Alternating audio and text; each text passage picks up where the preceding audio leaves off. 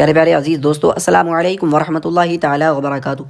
मोहतरम सामईन इकराम, आप हजरात बहुत ही किस्मत वाले हैं क्योंकि अल्लाह रब्बुल इज़्ज़त ने आपको अच्छी बातें सुनने की तौफीक अता फरमाई है। प्यारे दोस्तों, जिन बंदों से अल्लाह रब्बुल इज़्ज़त राज़ी होता है वो उन्हें नेकी की दावत देता है, उन्हें नेक काम करने की तौफीक अता फरमाता है। मोहतरम सामईन इकराम, आप हजरात इतनी ज़्यादा किस्मत वाले हैं कि कामयाबी आपके कदम चूमने वाली है, क्योंकि इस वीडियो में हम आपको कुरान मुक़द्दस की एक ऐसी बबरकत सूरत सुनाने वाले हैं जिसे हमारे और आपके आका सल्लल्लाहु तआला अलैहि वसल्लम के नाम पाक से निस्बत है। यानी हम आपको सूरह मोहम्मद सुनाने वाले हैं। सूरह मोहम्मद एक ऐसी बबरकत सूरत है जिसे जो भी हमारे भाई या बहन 3 मरतबा जुमे के दिन सुन लेते हैं तो अल्लाह रब्बुल इज़्ज़त उनकी बड़ी से बड़ी परेशानी को, बड़ी से बड़ी मुसीबत तकलीफ़ को दूर फरमा देता है। उनकी हर हाजत पूरी हो जाती है, हर बिगड़ा काम बन जाता है, हर रुका हुआ काम चलने लगता है। घर से, दुकान से, कारोबार से बेबरकती, तंगदस्ती, गरीबी ख़त्म हो जाती है। हर तरह का जादू बंदिश ख़त्म हो जाता है, हर तरह का आसेब ख़त्म हो जाता है, हर तरह की नज़र बद ख़त्म हो जाती है। अगर आपके बच्चों को नज़र लगी हुई है, आसमानी नज़र हो चाहे ज़मीनी नज़र हो, आप हजरात अपने बच्चों के ऊपर सूरह मोहम्मद को पढ़ के दम कर दें। अगर पढ़ना नहीं आता है तो सिर्फ उन्हें सुना दें। अल्लाह रब्बुल इज़्ज़त हर तरह की नज़र बद को दूर फरमा देगा और आइंदा आपके बच्चों की हिफाजत फरमाएगा। प्यारे अज़ीज़ दोस्तों, अगर आपके घर में कोई ऐसे बीमार हैं जिनकी दवा चल रही है लेकिन उन्हें कोई फ़ायदा नहीं हो रहा है, उनको कोई शिफा नहीं मिल रही है, तो प्यारे अज़ीज़ दोस्तों, सूरह मोहम्मद पढ़ के पानी पे दम करके उन्हें वो पानी पिला दें। अगर पढ़ना नहीं आता है तो सूरह मोहम्मद 3 मरतबा उन्हें सुना दें। अल्लाह रब्बुल इज़्ज़त उनकी गैब से मदद फरमाएगा, उन्हें सेहत और तंदुरुस्ती अता फरमाएगा, उन्हें उनकी बीमारी से निजात अता फरमाएगा। अगर आप हजरात के दुकान में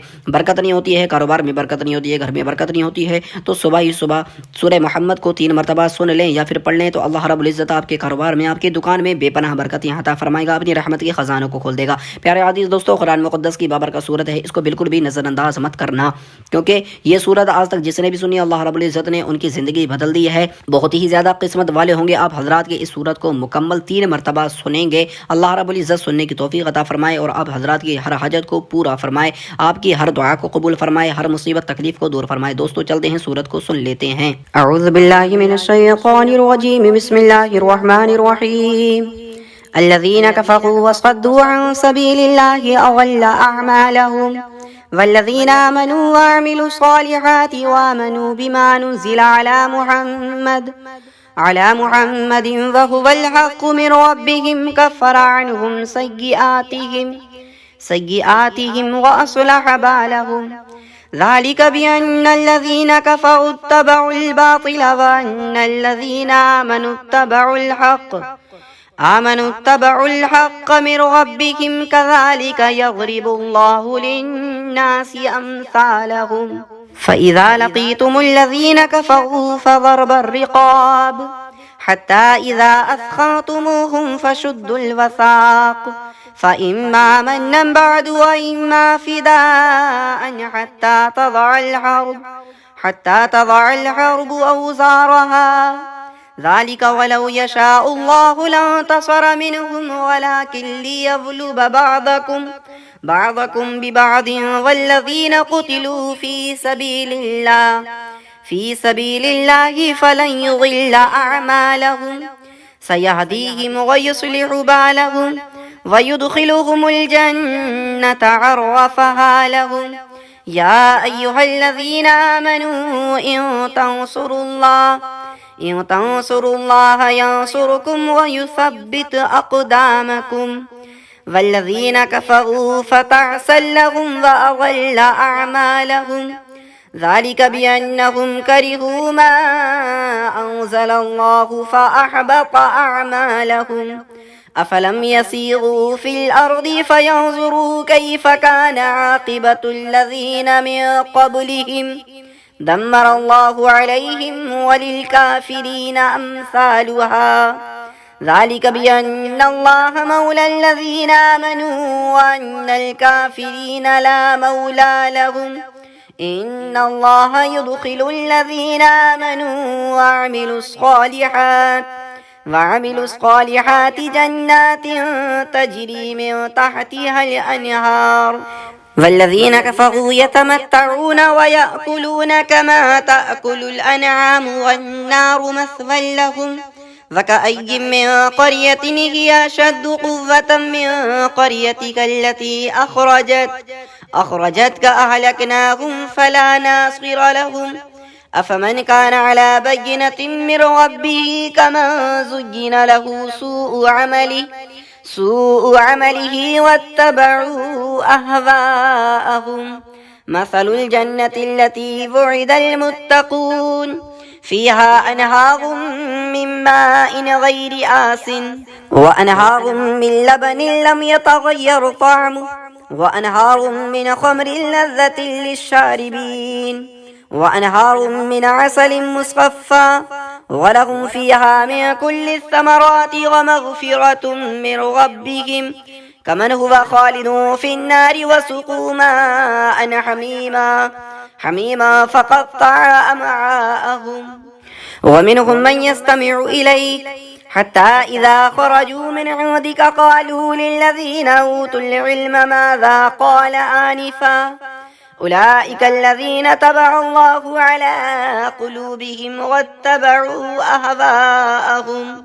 فالذين اهتدوا زادهم هدى وآتاهم تقواهم فهل ينظرون إلا الساعة أن تأتيهم بغتة فقد جاء أشراطها فأنى لهم إذا جاءتهم ذكراهم. فاعلم أنه لا إله إلا الله واستغفر لذنبك وللمؤمنين والمؤمنات والله يعلم متقلبكم ومثواكم. ويقول الذين آمنوا لولا نزلت سورة فإذا أنزلت سورة محكمة وذكر فيها القتال رأيت الذين في قلوبهم مرض ينظرون إليك نظر المغشي عليه من الموت فأولى لهم طاعة وقول معروف. فإذا عزم الأمر فلو صدقوا الله لكان خيرا لهم.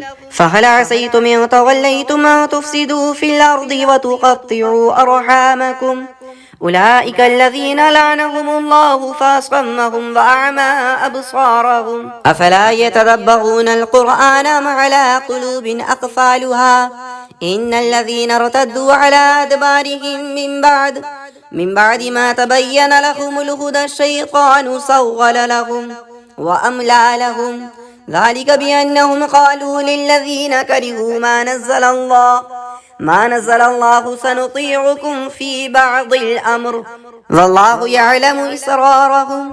فكيف إذا توفتهم الملائكة يضربون وجوههم وأدبارهم ذلك بأنهم اتبعوا ما أسخط الله وكرهوا رضوانه فأحبط أعمالهم. أم حسب الذين في قلوبهم مرض أن لن يخرج الله أضغانهم ولو نشاء لأريناكهم فلعرفتهم بسيماهم ولتعرفنهم في لحن القول والله يعلم أعمالكم. ولنبلونكم حتى نعلم المجاهدين منكم والصابرين ونبلو أخباركم. إن الذين كفروا وصدوا عن سبيل الله وشاقوا الرسول من بعد ما تبين لهم الهدى لن يضروا الله شيئا وسيحبط أعمالهم. يا أيها الذين آمنوا أطيعوا الله وأطيعوا الرسول ولا تبطلوا أعمالكم. إن الذين كفروا وصدوا عن سبيل الله ثم ماتوا وهم كفار فلن يغفر الله لهم. فلا تهنوا وتدعوا إلى السلم وأنتم الأعلون والله معكم ولن يتركم أعمالكم. إنما الحياة الدنيا لعب ولهو وإن تؤمنوا وتتقوا يؤتكم أجوركم ولا يسألكم أموالكم. إن يسألكموها فيحفكم تبخلوا ويخرج أضغانكم. ها أنتم هؤلاء تدعون لتنفقوا في سبيل الله فمنكم من يبخل ومن يبخل فإنما يبخل عن نفسه والله الغني وأنتم الفقراء. وإن تتولوا يستبدل قوما غيركم ثم لا يكونوا أمثالكم. صدق الله العلي العظيم.